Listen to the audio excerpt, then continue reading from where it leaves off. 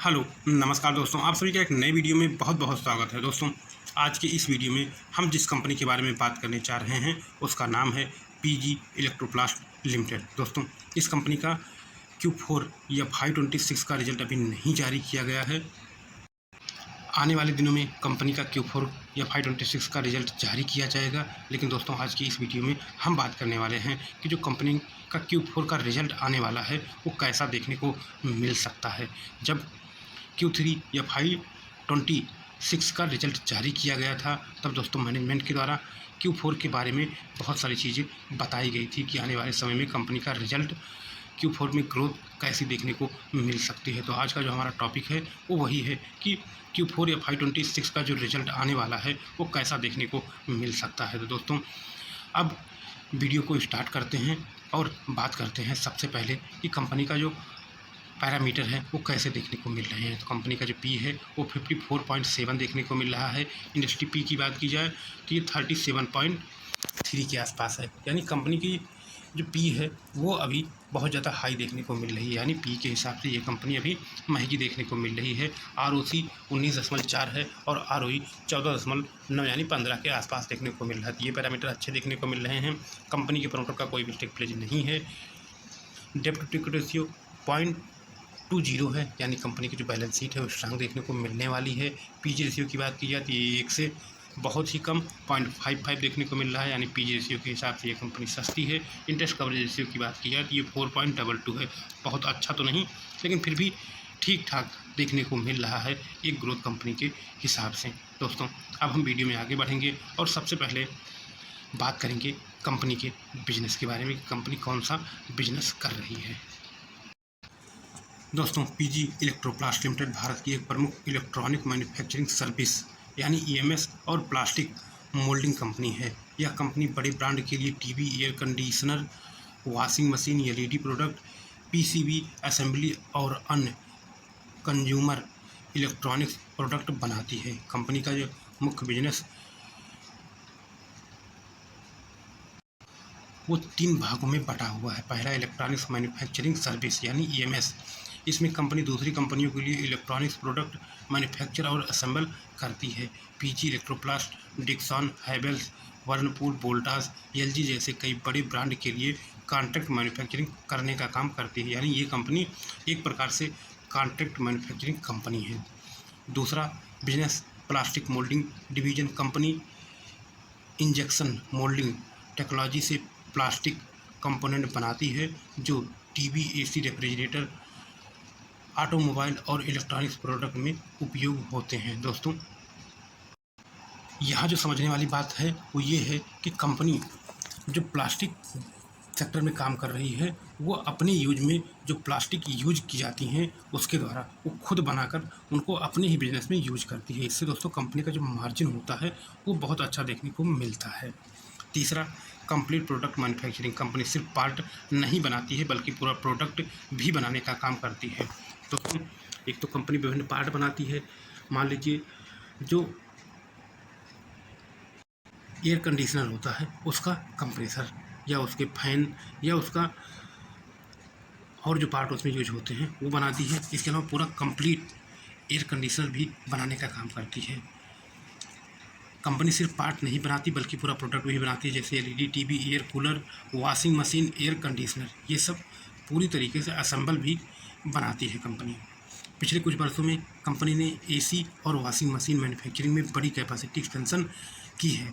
भारत में China +1 strategy और PLI scheme का फ़ायदा EMS कंपनियों को मिल रहा है जिससे पीजी इलेक्ट्रोप्लास्ट की ग्रोथ तेज हुई है। कंपनी की खास बातें क्या हैं? भारत में तेज़ी से बढ़ती EMS कंपनी है। Strong manufacturing plant Uttar Pradesh, Rajasthan और महाराष्ट्र में है, जहां पर इन प्रोडक्ट को सबसे ज़्यादा डिमांड देखने को मिलती है उत्तर प्रदेश, राजस्थान और महाराष्ट्र में। AC मैन्युफैक्चरिंग में एग्रेसिव एक्सपेंशन कर रही है कंपनी। OEM और ODM दोनों मॉडल पर काम करती है। एक्सपोर्ट अपॉर्चुनिटी भी बढ़ रही है लगातार। दोस्तों, रेवेन्यू ड्राइव्स की बात की जाए तो कंपनी की मुख्य कमाई इन सेक्टर से होती है। Consumer electronics, home applications, plastic component, PCB assembly, air conditioner manufacturing से कंपनी को सबसे ज़्यादा कमाई होती है। दोस्तों, जब कंपनी का Q3 FY26 का जो रिजल्ट जारी किया गया था, उसके बाद मैनेजमेंट के द्वारा कॉन कॉल जारी किया गया था। उस कॉन कॉल में मैनेजमेंट के द्वारा बहुत सारी चीज़ें बताई गई थी। पीजी इलेक्ट्रोप्लास्ट के Q3 FY26 कॉन कॉल में मैनेजमेंट ने Q4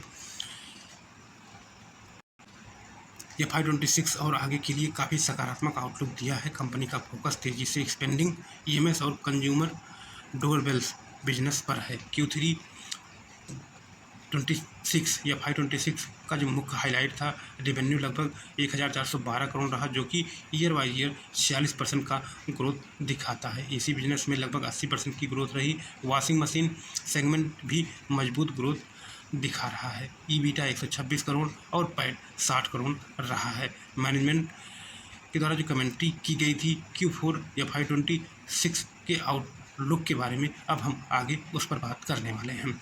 room AC demand recovery. Management ने कहा कि H1 FY26 में कमज़ोर मानसून और डिमांड स्लो डाउन के कारण एसी इंडस्ट्री प्रभावित हुई थी, लेकिन Q3 में रिकवरी शुरू हो गई है। Q4 और FY27 में स्ट्रांग समर डिमांड की उम्मीद है। दूसरा, कैपेसिटी एक्सपेंशन। कंपनी लगातार एसी और वॉशिंग मशीन मैन्युफैक्चरिंग कैपेसिटी बढ़ा रही है। नई कैपेसिटी से अगले 2 से 3 वर्षों में रेवेन्यू ग्रोथ तेज होने की संभावना है। तीसरा, प्रोडक्ट मिक्स इम्प्रूवमेंट। मैनेजमेंट का फोकस हाई वैल्यू प्रोडक्ट और ODM बिजनेस पर है, जिससे मार्जिन इम्प्रूव हो सकते हैं। कंपनी सिर्फ असेंबली नहीं बल्कि डिजाइन लेड मैन्युफैक्चरिंग पर भी जोर दे रही है। चौथा है वर्किंग कैपिटल नॉर्मलाइजेशन। Q2 में इन्वेंट्री और वर्किंग कैपिटल प्रेशर बढ़ा था, लेकिन मैनेजमेंट ने बताया कि Q4 FY26 तक वर्किंग कैपिटल सिचुएशन नॉर्मलाइज होने की उम्मीद है। वॉशिंग मशीन सेगमेंट पर बात करते हुए मैनेजमेंट ने कहा कि यह सेगमेंट लगातार स्ट्रांग ग्रोथ ड्राइव बना हुआ है। कंपनी को इस बिजनेस में अगले वर्षों में बड़ा स्केल अप दिख रहा है। लॉन्ग टर्म ग्रोथ विजन पर बात करते हुए मैनेजमेंट ने कहा कि भारत की EMS अपॉर्चुनिटी में बहुत बड़ा मान रही है, यानी जो यह सेक्टर है EMS, इसमें बहुत बड़ा ग्रोथ देख रही है company. China +1 strategy, PLI scheme और राइजिंग इलेक्ट्रॉनिक्स डिमांड से पीजी इलेक्ट्रोप्लास्ट को लॉन्ग टर्म फ़ायदा मिलने की उम्मीद है। FY27 और आगे के आउटलुक पर बात करते हुए मैनेजमेंट ने कहा कि एसी सेगमेंट फ्यूचर ग्रोथ का सबसे बड़ा ड्राइव रहेगा। ODM OEM बिजनेस शेयर बढ़ेगा। एक्सपोर्ट अपॉर्चुनिटी बढ़ सकती है। ईबीटा मार्जिन धीरे धीरे इम्प्रूव होने की उम्मीद है। तो कुल मिलाकर मैनेजमेंट Q4 FY26 के लिए बहुत ज़्यादा आशान्वित है कि आने वाला Q4 का जो रिजल्ट है वो अच्छा देखने को मिल सकता है। ऐसा मैनेजमेंट के द्वारा प्रेडिक्ट किया गया है। दोस्तों, यदि इस कंपनी की हिस्ट्री की बात की जाए तो यहाँ पर आप देख सकते हैं कि जो कंपनी की इनकम है मार्च 2013 में सिर्फ 303 थी, लेकिन दोस्तों अभी ये बढ़कर 5581 तक पहुँच चुकी है TTM में। और कंपनी की जो इनकम है वो हर साल बहुत अच्छी तरीके से बढ़ रही है। ऑपरेटिंग प्रॉफिट की बात की जाए तो ऑपरेटिंग प्रॉफिट में भी एक अच्छी ग्रोथ देखने को मिल रही है और ऑपरेटिंग प्रॉफिट 5 करोड़ से बढ़कर 484 करोड़ तक पहुँच चुका है। दोस्तों, जहाँ कंपनी का ऑपरेटिंग प्रॉफिट मार्जिन 1 साल पहले 10% था, वो घटकर 9% के आसपास देखने को मिल रहा है। और इसके पीछे सबसे बड़ा रीज़न है लगातार कंपनी एक्सपेंशन कर रही है, जहाँ पर कंपनी को बहुत ज़्यादा पैसा खर्च करना पड़ रहा है। लेकिन आने वाले समय में जब कंपनी कैपेसिटी एक्सपेंशन कर लेगी तब दोस्तों इसका जो मार्जिन है उसमें एक अच्छा सुधार देखने को मिल सकता है। नेट प्रॉफिट की बात की जाए तो कंपनी का नेट प्रॉफिट भी बहुत अच्छी तरीके से बढ़ रहा है। यदि कंपाउंड सेल्स ग्रोथ की बात की जाए, कंपाउंड प्रॉफिट ग्रोथ की बात की जाए, स्टॉक प्राइस CAGR की बात की जाए, रिटर्न ऑन इक्विटी की बात की जाए, तो ये सभी के सभी पैरामीटर बहुत ही अच्छी तरीके से बढ़ रहे हैं। और यदि कंपनी के बैलेंस शीट की बात की जाए तो कंपनी के पास जो रिजर्व है वो 2874 करोड़ का रिजर्व है। और बोरिंग की बात की जाए तो सिर्फ 590 करोड़ के आसपास बोरिंग देखने को मिल रही है, यानी कंपनी की जो बैलेंस शीट है वो भी काफ़ी मजबूत देखने को मिल रही है। शेयर होल्डिंग पैटर्न की बात करें तो कंपनी के प्रमोटर के पास 43.41% का स्टेक है। एक क्वार्टर पहले की बात करें तो सेम स्टेक देखने को मिल रहा था। FI के स्टेक की बात की जाए तो FI का स्टेक एक क्वार्टर पहले 10.59 था, जो कि घटकर 9.75 के आसपास देखने को मिल रहा है। DI के स्टेक की बात की जाए, DI का स्टेक एक क्वार्टर पहले 22.66 था, जो कि बढ़कर 24.49 हो गया है। पब्लिक के स्टेक की बात की है, पब्लिक का स्टेक एक क्वार्टर पहले 23.06 था, जो घटकर 22.35 हो गया है। यानी ओवरऑल यहाँ पर जो चेंजेस देखने को मिल रहे हैं वो पॉजिटिव चेंजेस देखने को मिल रहे हैं, क्योंकि पब्लिक का स्टेक घटा है। जो बड़े इन्वेस्टर होते हैं, FI DI प्रमोटर, इनका स्टेक ओवरऑल बढ़ते हुए देखने को मिल रहा है। दोस्तों, अब हम आगे वीडियो में बात करने वाले हैं कि कंपनी का जो लॉन्ग टर्म का विजन है वो कैसा देखने को मिल रहा है, उसके लिए मैनेजमेंट क्या क्या करने वाला है। क्योंकि दोस्तों, किसी भी कंपनी की हिस्ट्री अच्छी होने से वो कंपनी लॉन्ग टर्म के लिए अच्छी नहीं होती है, जब तक उसका आने वाला फ्यूचर अच्छा देखने को ना मिले। तो दोस्तों, अब हम वीडियो में बात करेंगे कंपनी के फ्यूचर ग्रोथ प्लान के बारे में। PG इलेक्ट्रोप्लास्ट लिमिटेड ने FI 30 तक अपने आप को भारत की लीडिंग EMS यानी इलेक्ट्रॉनिक्स मैन्युफैक्चरिंग सर्विस और कंज्यूमर डोरबेल मैन्युफैक्चरिंग कंपनी बनाने का लक्ष्य रखा है। यानी जो कंपनी का लॉन्ग टर्म का विजन है वो बहुत बड़ा देखने को मिल रहा है। मैनेजमेंट के अनुसार आने वाले वर्षों में कंपनी का सबसे बड़ा focus air conditioner, washing machine और इलेक्ट्रॉनिक मैन्युफैक्चरिंग कैपेसिटी को तेज़ी से बढ़ाने पर रहेगा। कंपनी विशेष रूप से रूम एयर कंडीशनर सेगमेंट में एग्रेसिव एक्सपेंशन कर रही है। वर्तमान में PG इलेक्ट्रोप्लास्ट भारत की तेज़ी से बढ़ती AC कॉन्ट्रैक्ट मैन्युफैक्चरिंग में शामिल हो चुकी है। मैनेजमेंट ने FI 30 तक AC मैन्युफैक्चरिंग कैपेसिटी को कई गुना बढ़ाने की योजना बताई है। इसके लिए नई assembly line, heat exchanger unit, backward integration facility विकसित किए जा रहे हैं। इससे कंपनी सिर्फ असेंबली तक सीमित नहीं रहेगी, बल्कि अधिक वैल्यू एडेड मैन्युफैक्चरिंग करेगी, जिससे मार्जिन भी बेहतर हो सकते हैं।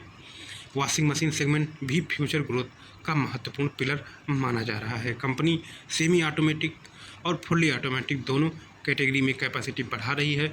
मैनेजमेंट का मानना है कि भारत में हाउस होल्ड एप्लीकेशन पेंट्रेशन अभी कम है, इसलिए आने वाले वर्षों में डिमांड ग्रोथ मजबूत रह सकती है। इसके अलावा company PCB assembly, injection moulding, electronic component manufacturing में भी एक्सपेंशन कर रही है।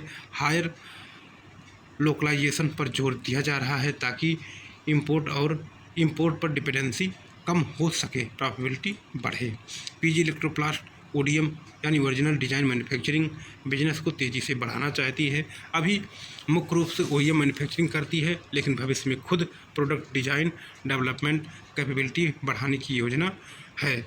इससे ग्लोबल और डोमेस्टिक ब्रांड के साथ लंबे समय के कॉन्ट्रैक्ट मिलने की संभावना बढ़ेगी। मैनेजमेंट ने एक्सपोर्ट अपॉर्चुनिटी पर भी सकारात्मक आउटलुक दिया है। चाइना +1 स्ट्रेटजी के कारण कई इंटरनेशनल ब्रांड भारत में अल्टरनेटिव मैन्युफैक्चरिंग पार्टनर तलाश रहे हैं। कंपनी FI 30 तक एक्सपोर्ट कंट्रीब्यूशन बढ़ाने का लक्ष्य रखी है। कैपेक्स की बात करें तो अगले कुछ वर्षों में कंपनी लगातार मैन्युफैक्चरिंग प्लांट और ऑटोमेशन में निवेश करेगी। उत्तर प्रदेश और अन्य राज्यों में कैपेसिटी बढ़ाने की योजना है। ऑटोमेशन और बैकवर्ड इंटीग्रेशन के जरिए ऑपरेशनल इफिशियंसी सुधारने पर भी फोकस रहेगा। कुल मिलाकर FI 30 तक PG इलेक्ट्रोप्लास्ट का लक्ष्य EMS और कंज्यूमर डोरबेल मैन्युफैक्चरिंग सेक्टर में एक बड़ा इंटीग्रेशन प्लेयर बनना है, जहां स्ट्रॉन्ग कैपेसिटी एक्सपेंशन, लोकलाइजेशन और ODM ग्रोथ इसकी लॉन्ग टर्म ग्रोथ के मुख्य आधार होंगे। तो दोस्तों, आज के इस वीडियो में इतना ही। मिलते हैं नेक्स्ट वीडियो में, तब तक के लिए